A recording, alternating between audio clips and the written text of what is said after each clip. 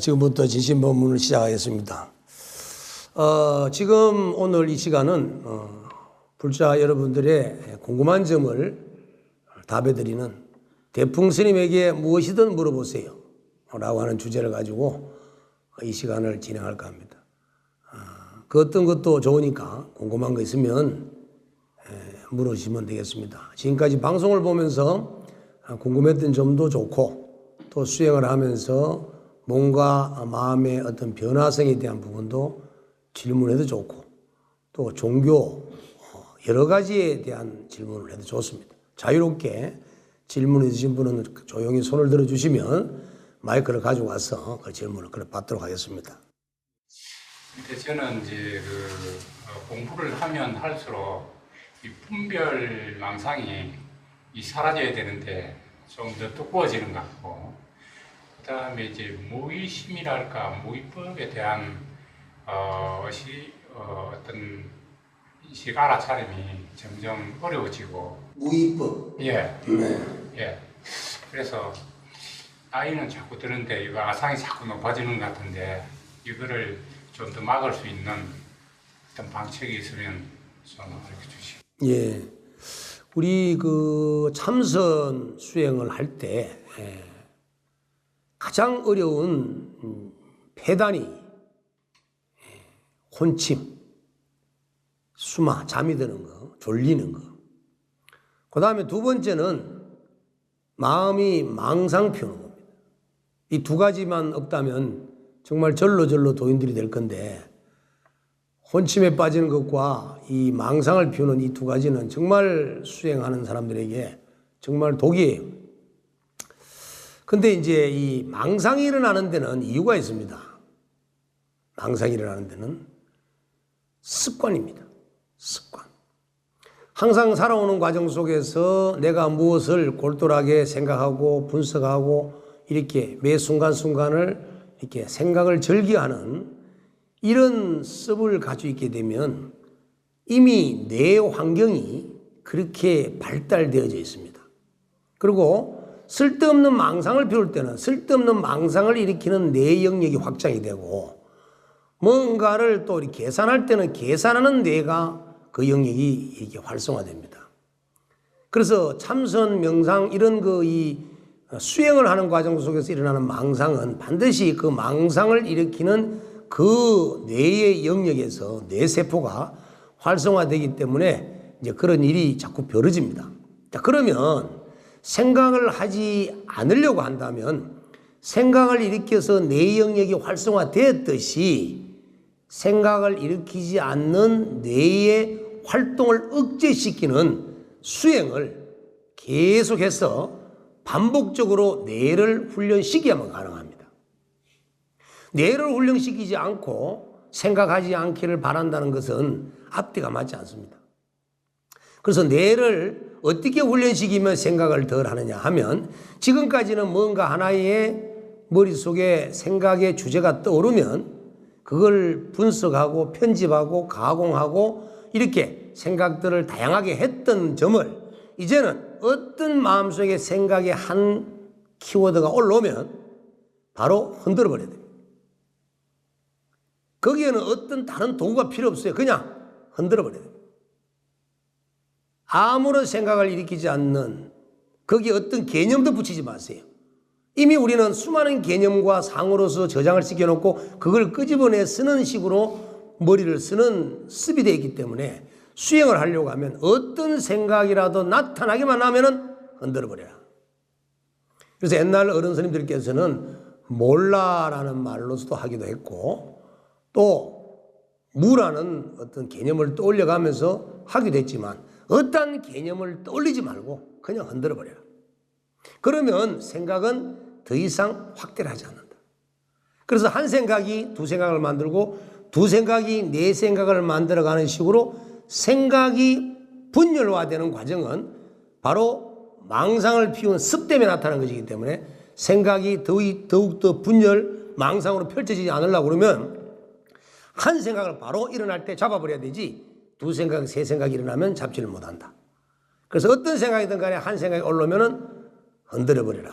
이것이 가장 좋은 명상법이라고 생각이 들고 그거는 또 제가 저 역시도 그렇게 수행을 했습니다. 저는 어떻게 수행을 했냐면 저는 여러분들보다도 아주 이렇게 망상 분별이 많았던 사람 중에 한 사람입니다.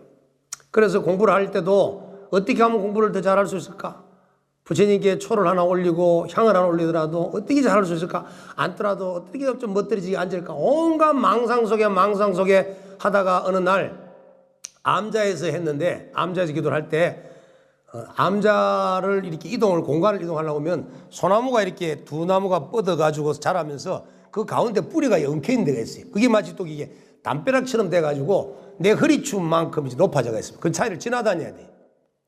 그런 어느 날 망상을 피우다 거기서 미끄러져 처박혔어요. 그럼 가람이 뛰고 나니까 이 생각을 해서는 안 되겠구나. 그때 몰록 생각이 일어난 게 좋다. 뭐든지 지금 내가 방식도 모르는데 뭐든지 생각이 일어나면은 흔들어 버려야 되겠다. 해서 뭐든지 생각이 올라오면 이렇게 했어요. 그러다 보니까 나중에 생각이 안 올라와요. 그래서 사마타가 되고 윗바사나 되는 체험을 하게 되는데 그래서 어떤 복잡한 거 거룩한 거 갖다 붙일 필요 없이 그냥 흔들어 버려라. 그 다음에 공부하는 데는 나이가 필요 없습니다. 내가 나이가 많아서 이렇게 생각하는 자체가 이미 벌써 상입니다. 상. 쓸데없는 망상. 부처님께서 분명히 사상을 버리라고 했는데 아상, 인상, 중생상, 수자상이라고 했는데 내가 이렇게 마치 목숨줄이 있는 것처럼 내가 중생인 것처럼 내가 나라고 하는 존재가 있다라고 하는 착각이 드는 이런 것들은 전부 잘못된 허상이라는 겁니다. 다 망상이에요. 그런 존재는 없습니다. 그리고 나는 절대 몸이 나가 아니기 때문에 늙질 않아요. 영원 불멸입니다. 생로병사가 나한테는 없습니다. 몸에는 있을 수 있겠지만 내 마음자리에 생로병사가 붙을 자리가 못 돼요.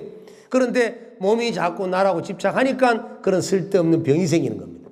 근데 이 순간부터 몸이 나가 아니고 이 마음이 나라는 걸 분명히 아신다면 그 나는 이런 개체적 나가 아니기 때문에 생로병사가 없다는 걸 아시고 늙어간다는 생각을 놓으십시오. 그리고 오직 마음만 가만히 관찰하시고 생각이 올라오면 털어버리고 흔들어버리고 이렇게 하시면 될 것 같습니다. 또 다른 분 질문 있으면 말씀 주세요.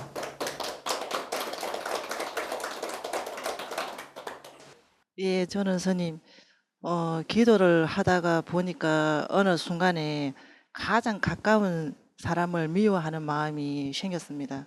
그 미워하는 마음이 굉장히 그 고통하고 괴로움이라는 게 정말로 말할 수 없는 그 마음이 굉장히 오랫동안 지금 가고 있거든요. 가고 있습니다. 근데 그 마음이 그 한 사람을 너무 미워하는 마음 때문에 일어난 건지 많은 이렇게 법문을 들으면서 제가 전생업에서 지었던 어떤 그런 것들이 지금 살고 있는 가까운 사람한테서 보는 거라고 또 받아들이려고도 노력을 많이 하고 있습니다만 그게 너무나 안 되고 있습니다. 집에서 좋은 일들이 일어나도 좋다고 느끼는 마음도 없고요. 그 괴로움이, 고통이 말을 할 수가 없습니다. 이게 어떻게 풀어나가야 되겠습니까? 정말 괴롭습니다. 설마 뭐 저를 미워하는 건 아니겠죠? 설마 나를 미워하지 않았으면 좋겠습니다. 우리의 이 마음이 누구를 사랑하는 이 마음은 참 우리가 의식에서 많이 느끼고 있지만 실제로 누군가를 미워하는 마음 역시도 의식에서 나타나는 마음이 있는가 하면 의식에는 나타나지 않았는데 무의식 속에 저장되어 있는 그런 그 미워하고 좋아하는 그 애정의 마음이 들어있는 걸 알 수가 있어요. 근데 그거는 공부를 하다가 마음이 고요해지면 내가 누군가를 미워하고 있구나 하는 걸 알 수가 있습니다. 자, 미워하는 것과 사랑하는 그 근원은 똑같습니다. 사랑은 눈물의 씨앗이라고 노래가 있듯이 사랑은 반드시 눈물을 흘려야 됩니다. 사랑이 씨앗이었다면 눈물은 반드시 열매와 같은 것이기 때문에 언젠가는 울어야 됩니다. 좀 있다가 울 거냐, 1년 있다가 울 거냐, 몇십 년 있다가 울 거냐 차이지 반드시 울어야 됩니다. 왜? 울지 않으려면 사랑을 하지 말아야 됩니다. 또 미워하지 않으려고 하면은 집착함이 없어야 되고 좋아함이 없어야 합니다. 미워하는 것도 사랑이 변형된 거예요.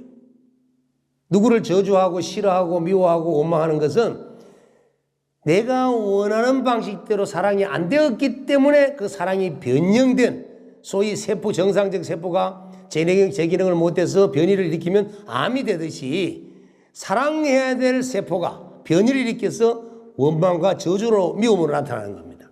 그러나 그 원인은 똑같다는 거예요. 근데 중생으로 살다 보면 어째 사랑과 미워하는 마음이 없을 수가 있습니까? 자, 그걸 중요한 것은 없애는 게 중요한 거예요. 이제는 내가 왜 미워해야 됩니까가 중요한 것이 아니고 그걸 없애는 게 중요한데, 그걸 없애려고 하면 어떻게 해야 되느냐? 내가 미워하고 있네 라는 걸 알아차려야 됩니다. 자, 미워하는 마음도 일심이요, 한 마음이요. 사랑하는 마음도 한 마음입니다. 미워하는 마음을 지금 내고 있으면 다른 마음을 못 쓰겠죠. 계속 미워해야 되니까. 그런데 미워하는 마음이 일어날 때 내가 미워하고 있네라고 내가 미워하는 걸 아는 순간에 미움은 사라집니다.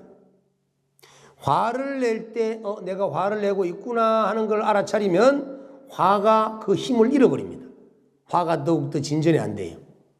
누구 부부간에 막 싸우다가도 내가 화를 내고 신랑하고 싸우네, 내가 화를 내고 내가 싸우고 있구나 하고 알아차리면 화가 일어나지 않고 싸우면 안 돼요. 그런데 화를 계속 내버리면 싸움이 끝까지 가죠. 그와 마찬가지로 내 마음이 미워하는 마음을 계속 즐기고 확대해 나가면 끝없이 미워지지만, 미워하는 마음이 들 때마다 내가 미워하고 있네, 내가 누구를 미워하고 있네 라고 이 상황을 알아차리는 순간 그 미워함은 힘이 약해져 버려서 미움이 그쳐져 버립니다. 자, 그리고 내가 왜 저 사람을 미워하게 됐는가 하는 그 원인을 알려고 하면 너무 어렵습니다. 왜? 우리 눈으로는 지금 현생의 일밖에 보이지 않기 때문에 과거 전생의 수많은 과거생의 인연 과보를 다 헤아리지 못하고서는 지금의 이 사람과 나하고의 사랑과 미움이 왜 생기는지 그걸 알 수가 없어요. 그래서 지금 우리가 그걸 알려고 하면 한쪽에 지우친 편협된 아르마리가 알 수 있기 때문에 그 원인을 굳이 알려고 하지 말고 그냥 미우는 생각이 일어나면 내가 미워하고 있네 라고 하는 것을 알아차리면서 자기를 회강반조, 자기 마음을 지켜보면 반드시 그 미움은 힘이 약해져서 소멸될 것이다. 그리고 나에게 좋은 일만 다가오기를 바라지 마세요. 나에게 다가오는 고통과 괴로운 일을 뿌리치려고 막으려고 하지 마세요. 지혜로운 이는 나에게 기쁜 일이 다가오든 괴로운 일이 다가오든 모든 것을 기쁘게 맞이합니다. 왜? 나의 과보기 때문에. 어차피 내가 받아야 될 과보는 빨리 받아서 소멸시키는 것이 낫기 때문에 언제든지 한꺼번에 오너라 영 올 거. 그것이 제일 좋습니다. 그리고 지금 이 순간에 할 일은 뭐냐? 지금 이 순간 내 생각과 내 말과 나의 행동은 나의 현재 이후의 모든 미래의 결과를 만드는 원인들이 되는 것이고 인연이 되는 것이기 때문에 지금 나의 생각과 말과 행동은 최선을 다해서 선업을 쌓고 지혜로운 종자를 심는 데 최선을 다하고 전 세계에 지어놓은 악한 고통의 과보는 한꺼번에 다 오너라. 그러면서 자기 앞에 펼쳐지는 삶을 즐길 줄 알아야 됩니다. 만약에 지금 나에게 다가오는 고통을 피하고 행복한 인연만을 받아들이려고 한다면 밀쳐놓고 밀쳐놨던 그 고통의 괴로움의 과보가 어느 순간 와버리면 삶의 희망이 없어져 가지고 엄청난 비극으로 끝날지도 모릅니다. 그래서 힘이 있고 아직 보살 보니까 아직 젊으신데 젊을 때 힘 있을 때 고통스러운 일은 많이 오세요. 나이 들어가 좀 편안하고 이런 마음으로 그 괴로운 인연들을 수용할 수 있는, 즐겁게 수용할 수 있는 그러한 힘이 필요한 것 같습니다. 이 세상에는 모든 것이 좋은 인연과 악인이 함께 얽혀 있고 특히 가족으로 만난 사람에게는 그 가족이 얼마나 우리가 좋은 인연이 많았으면 이 가족으로 만났냐 이렇게 생각하는데 얼마나 빚이 갚을 게 많으면 이렇게 가족으로 만나서 가까이서 갚아야 되느냐. 저 멀리서 덜 갚아야 되는데. 그래서 가족들은 전부 일방적이죠. 일방적으로. 무조건 한쪽은 빚 갚아야 되고 한쪽은 빚 받는 사람. 그것이 부부간이든 부모 자식간이든 형제간이든 간에 일방적이에요. 그래서 가족, 형제로 만난 가까운 사이로 만난 것은 빨리 빚을 갚아야 될 상황이었기 때문에 그렇게 만난 것이다. 이렇게 이해하시고 빨리 빚 갚는 데 최선을 다하시면 좋겠습니다. 또 다른 질문 하시죠. 어떤 스님이 말씀하시기를 이제 생각이 복잡하거나 뭐가 안 풀리거나 마음이 그럴 때는 부처님한테 뭔가를 바치라고 계속 그런 말씀하시던데 저는 그 바치라는 말이 뭐를 어떻게 바치라는 건지 그게 늘 궁금하더라고요. 자, 이제 바치라고 하는 얘기를 이제 참 어감이 참 그런데 이제 뭘 가지고 계세요 혹시나? 돈을 많이 가지고 계세요? 아니면 뭐 권력과 명예 뭐 특별히 아니면 뭐 상품을 많이 가지고 있든지 뭐 그래 지금 우리가 이제 이 바라밀이라고 하는 이제 보살도를 실천하는 수행 방편 중에 육바라밀이라고 하는 이제 바라밀 수행이 있는데 그 바라밀 수행의 첫 번째가 보시예요. 보시. 보시는 내 것을 남에게 베푸는 겁니다. 남에게. 그러면 그 반대 얘기가 뭐냐 하면 내 것 챙기는 거예요. 그래서 아까 말씀드렸죠. 지금 나라고 하는 실상, 나의 참모습은 이런 너와 나의 개체적 존재가 아니라 모든 중생의 그 뿌리는 하나고 모든 중생의 모습들은 전부 다 한 몸이라는 거예요. 그래서 평등하다는 거예요. 평등하다는 것은 네 거 내 거의 대립적 개념이 없다는 겁니다. 네 거 내 거 원래 없는 거예요. 그런데 우리는 어리석어서 내 몸을 나라고 생각하고 내 몸을 제외한 나머지의 다른 사람들을 타인이라고 생각해서 내 걸 챙기기에 바빴던 거예요. 과거생부터. 그래서 남하고 원수도 많이 맺고 악연도 많이 맺고 해서 남으로부터 고통을 많이 받는 일이 생긴 겁니다.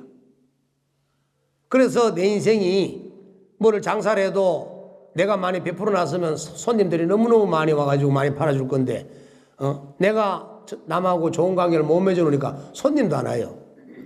그냥 지나가는 사람도 내를 보면 그냥 돈을 줘야 줄 건데 내가 전생에 베풀어놓은 게 없다 보니까 내가 뺏어 쓰다 보니까 내 걸 도로 강도를 당해야 되고 도둑질을 당해야 될 그런 상황에 내 있었어.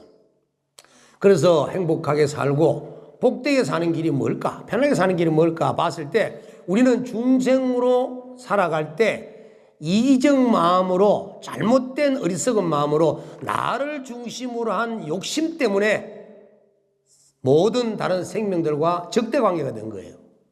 그래서 잘 살고 행복되게 살려고 그러면 남으로부터 인정받고 남으로부터 도움받을 수 있는 그런 좋은 관계가 만들어지려고 그러면 내 거를 놔야 됩니다. 그러면 나라는 생각, 내가 잘났다는 생각, 내가 최고라는 생각, 내라는 이런 아상, 이런 것들이 무너졌을 때 이웃도 나고, 저 사람도 나고, 모든 중생이 나와 같은 하나구나 하는 걸 느꼈을 때는 늦게 느꼈기 때문에 저절로 베풀어지지만 그러나 나와 남이 분명히 차별이 있을 때는 네 돈 내 돈 따져가지고 돈을 안 내놓게 됩니다. 꼭 돈뿐만 아니에요.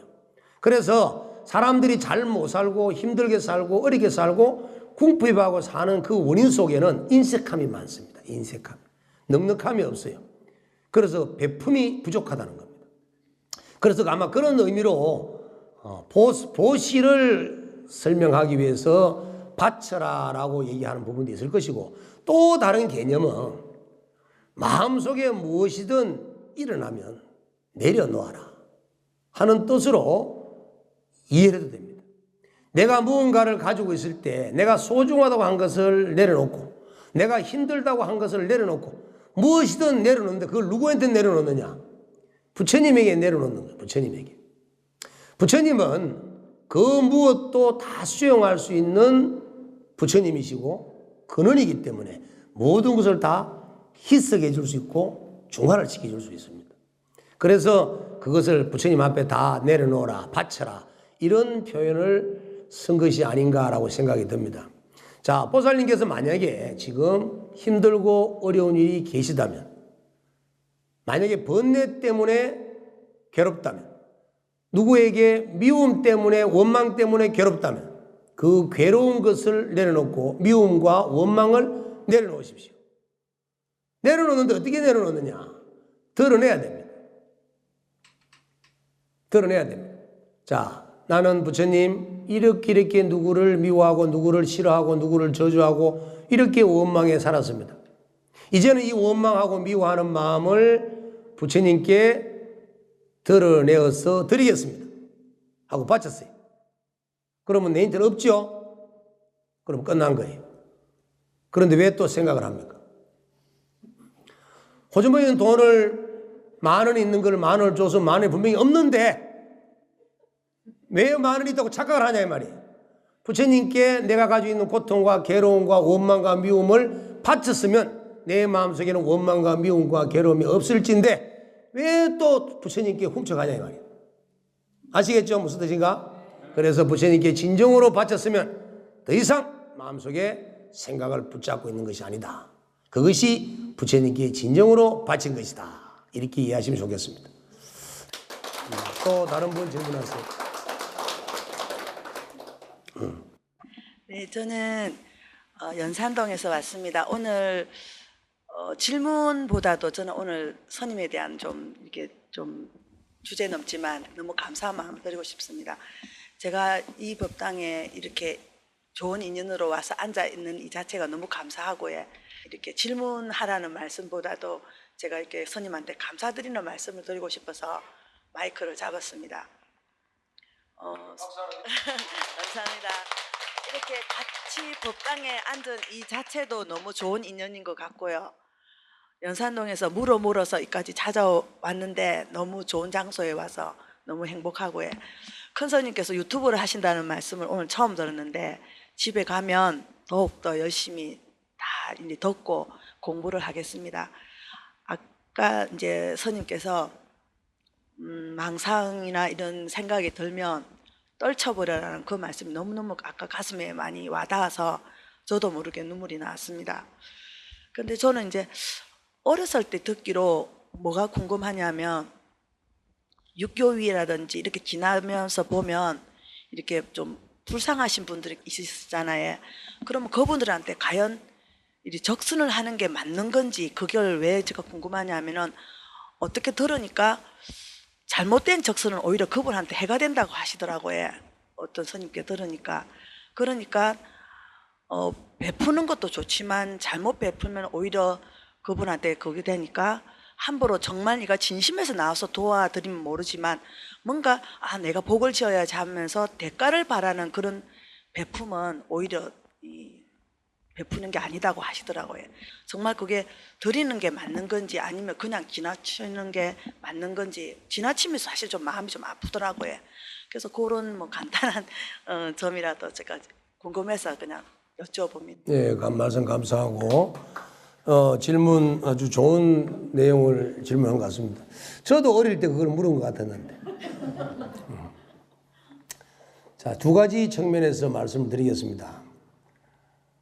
일단 그 불쌍한 사람이라고 판단이 드는 대상이라면 내가 가진 것이 있다면 그 물질을 나누는 것이 바람직한 일이에요. 모든 생명체가 이 우주 밖에 있는 어떠한 물질이라도 함께 공유해야 될 자격이기 때문에 나눠야 됩니다. 그리고 우리의 근원은 아까 말씀드린 것처럼 모두가 동근이와 세계이라 모두가 한 몸, 한 뿔이라는 거예요. 그렇기 때문에 함께 더불어 살아가는 세상을 만들기 위해서라도 우리는 베풀고 나눠야 되는 것이 바람직합니다. 그래서 가진 돈이 있으면 많이 베푸십시오. 자, 또 한 가지는 이제 말씀드리고 싶은 게 우리가 그렇게 그 세상에 죄를 짓는 사람에게 돕는 것과 세상을 이익되게 하는 사람에게 돕는 것과 복이 많은 사람에게 돕는 것과 지혜가 많은 사람에게 돕는 것에는 돕는 것은 똑같지만 돕는 것에 따른 공덕은 차이가 있습니다. 죄를 짓고 악한 일을 하는 사람에게 도움을 주었다면 그 사람은 더욱더 악한 일을 하는데 사용을 할 것이고 더욱더 악인이 되어갈 겁니다. 그래서 그 도움은 거쳐야 하는 겁니다. 그래서 세상을 널리 살펴서 도움을 받아야 될 올바른 수혜자를 찾아서 그런 사람을 도와주는 것이 바람직한 일이고, 그 다음에 착한 일을 하는 사람에게 도움을 주는 것은 조금 전 얘기와는 반대로 그 사람은 더욱더 착한 일을 할 거기 때문에 훌륭한 사람으로 성장하는데 밑거름이 될 수 있다고 판단이 됩니다.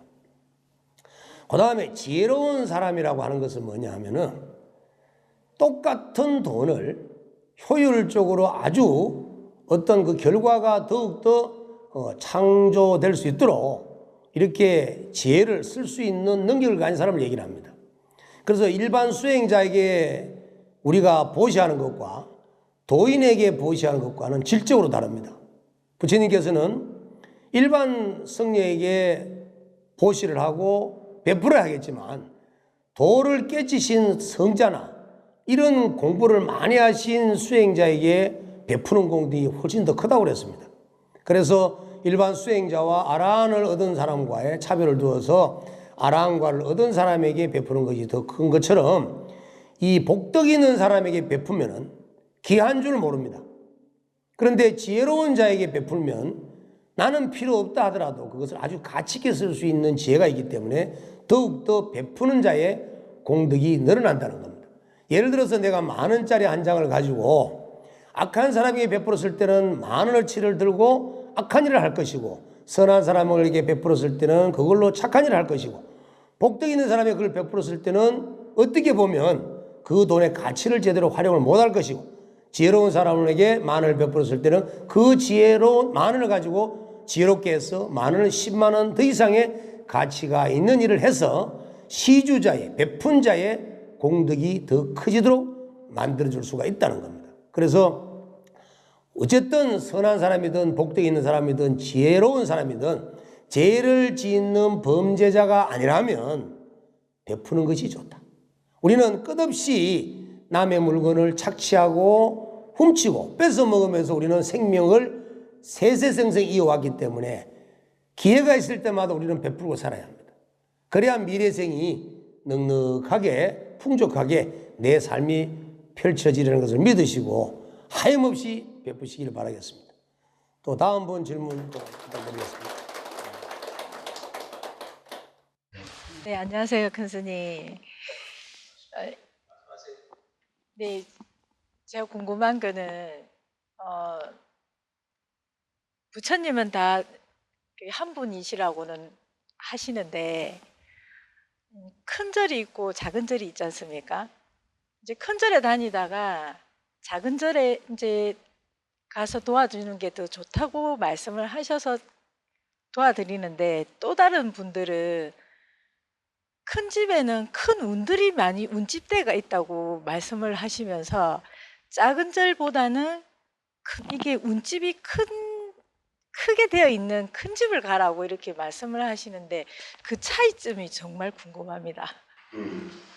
일단 이제 우리 대각정사에 시주를 좀 하는 걸 보고 이제 얼마나 돈을 많이 주실지 내가 보고 이제 그 판단을 해봐야 될 문제지만 미리 제가 말씀드리겠습니다.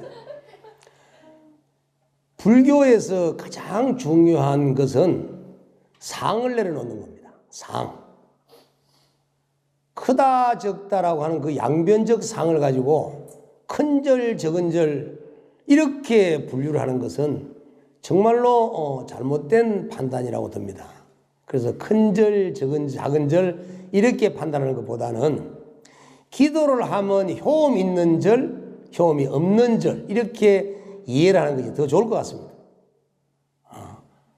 자, 천연고찰은 1700년의 역사를 갖고 절을 지어서 가꾸고 중창을 해오면서 오늘날까지 전래되었고, 그러다 보니까 1700년 동안 그 절을 다닌 불자의 수가 이루 헤아릴 수 없을 만큼 많은 연을 갖고 있습니다. 근데 이제 몇십 년 안 된 절은 1700의 역사도 없고 그만한 인연이 없기 때문에 가난할 수밖에 없어요. 그래서 가난한 절에서는 시작되고 창건되고 만들어지고 있는 절은 진행형 속에서도 이제 출발한 절들이기 때문에 절의 규모가 클 수가 없습니다.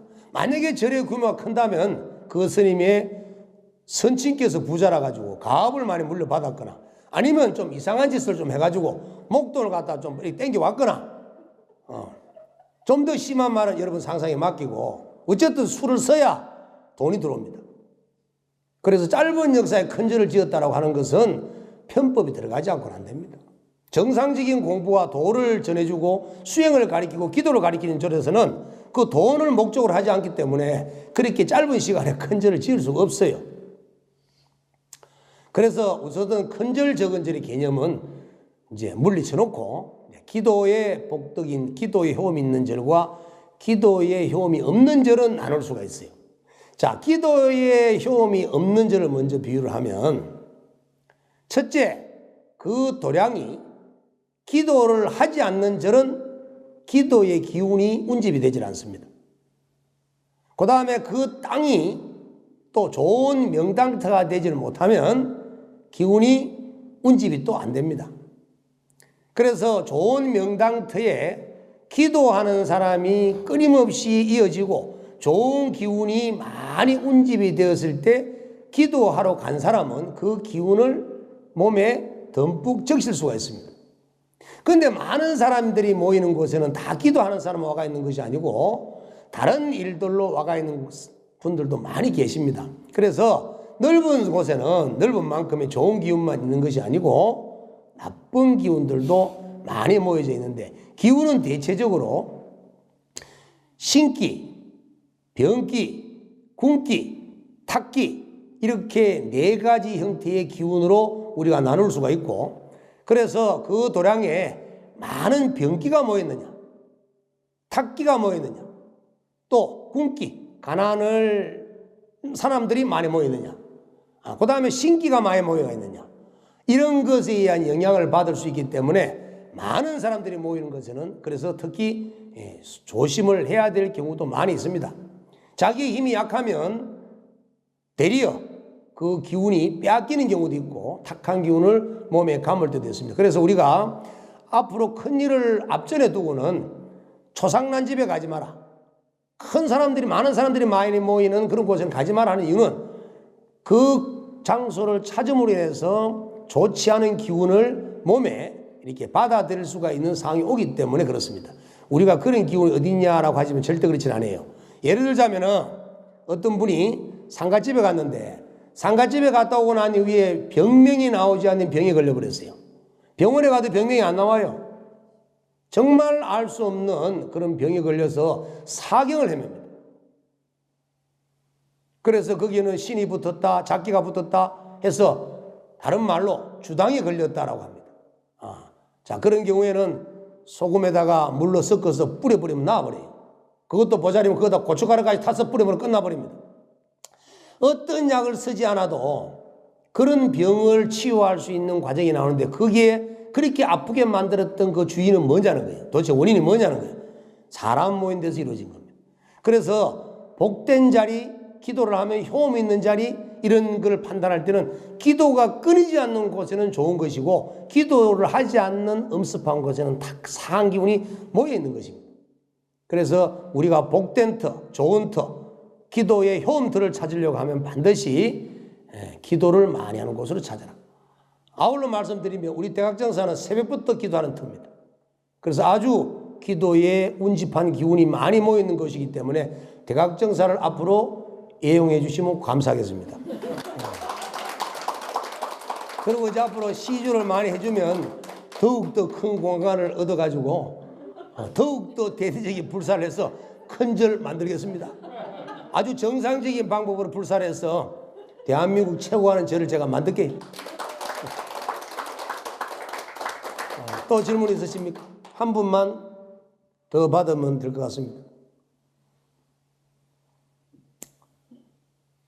자, 질문 없으면 이제 제가 아까 답변한 부분에 대해서 좀 더 보충 설명을 제가 해드리도록 하겠습니다. 이 스님들은 원래 수행을 하면서 한 곳에 잘 머무르지 않죠. 애들은 스님들께서는 한 곳에 3년을 머물지 마라 이렇게 얘기를 많이 합니다. 또 어떤 큰 스님께서는 열반하시기 전에 야, 고추도 그 밭에 계속 고추만 심으면 고추가 나냐? 다른 종자를 심으면 안 되냐? 사람도 바뀌어야 된다. 이렇게 이제 웃으면서 말씀하신 적이 있는데, 어떤 도량이든 간에 도를 수행하는 곳이라면 자기와의 인연이 맞아야 합니다. 인연이 맞다는 것은 자기를 괴롭게 안 만들어요. 인연이 맞지 않는 곳은 자기를 힘들게 만듭니다. 좋고 나쁘고 크고 적고가 아니라 자기 마음을 힘들게 만들고 자기 몸을 힘들게 만들고 뭔가를 짜증나게 만들어가는 곳이라면 그것은 그 어떠한 천년고찰이든 고대광실이라도 그것은 내 입에 내 몸에 내 마음에 맞지 않는 절입니다. 비록 코딱지만한 다락방이라도 내 마음과 내 몸을 편안과 행복하게 만들어주고 지혜를 일깨워줄 수 있는 곳이라면 그것은 나에게 가장 좋은 명당터입니다. 제가 산에서 기도를 할 때 덩어리에 천막 칠 도구를 텐트를 들고 기도할 수 있는 공간을 찾기 위해서 금정산을 일주일 동안 돌아다녔습니다. 그래서 일주일 동안 돌아다니면서 여기가 알맞다라고 싶으면 거기에다가 텐트를 치고 일단 하룻밤을 잡니다. 거기에다가 몸을 이어보면 잠자리가 편해야 되고 온몸이 비록 온기가 없는 그런 척박한 곳에서 습기를 피해가면서 이슬을 피해가며 잠을 잤지만 아침에는 몸이 깨어날 정도로 그런 기운이 뻗칠 수 있는 곳이라야 100일을 하고 1000일을 하고 만일을 할 수 있는 공부를 할 수가 있는 거예요. 그래서 여기도 아니고 저기도 아니고 찾다가 어느 순간에 한 자리를 찾게 됐는데 그 자리에서 제가 10년을 앉았습니다. 자, 그 자리가 만약에 내 몸에 불편했고 내 몸에 병을 만들 수 있는 장소였다면 그 자리에 있을 수가 없어요. 병이 나가오든지 뭐 어떤 수가 났죠. 그와 마찬가지로 우리가 지금까지 과거의 끝없는 윤회 속에서 나의 본성을 깨치고 성불을 하기 위해서 수행을 하는 사람이라면 그냥 큰 절, 작은 절, 좋은 절, 나쁜 절 찾지 말고 정말 내 도를 일깨워 줄 수 있는 그런 좋은 공간을 여러분들은 인연처를 찾으셔야 된다는 겁니다. 그러면 그 인연처는 장수만 있는 것이 아니고 그 인연처의 공부를 지도해 줄 수 있는 선지식이 반드시 있어야 됩니다. 스승이 없이는 공부를 할 수가 없어요.